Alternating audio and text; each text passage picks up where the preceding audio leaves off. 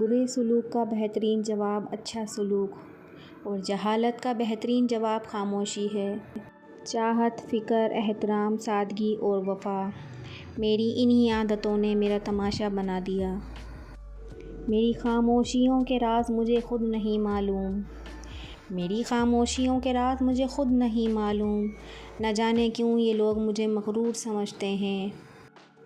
ضد نہ کرو میری داستان سننے کی، میں ہنس کر بھی سناؤں گی تو رو پڑو گے تم۔ جب دل دکھتے ہیں تو زبانیں خود ہی بند ہو جاتی ہیں۔ وقت ایک دن پلٹا کھا ہی جاتا ہے، اکڑ والے بھی تہجد میں رو پڑتے ہیں کہ ذرا سا بات کرنے کا سلیقہ سیکھ لو تم بھی، ادھر تم بات کرتے ہو ادھر دل ٹوٹ جاتا ہے۔ کتنی راتیں بیت گئیں، کتنے دن بیت گئے، بس نہیں بیتا تو یادوں کا وہ پل، گزرا ہوا وہ کل، نہیں بیتی تو آنکھوں کی نمی اور تیری کمی۔ کچھ رشتے کرائے کے مکان کی طرح ہوتے ہیں، انہیں آپ جتنا مرضی سجا لو، چمکا لو، دیکھ بھال کر لو، لیکن یہ کبھی بھی اپنے نہیں ہوں گے۔ مجھ سے عمر کہتی ہے سنجیدہ ہو جا، لیکن دل کہتا ہے کچھ نادانیاں اور سہی۔ میں نے لوگوں کے رد عمل پہ خوفزدہ ہونا چھوڑ دیا، جب سے سمجھ آیا کہ ہر کوئی اپنے ظرف کے مطابق ہی بات کرتا ہے۔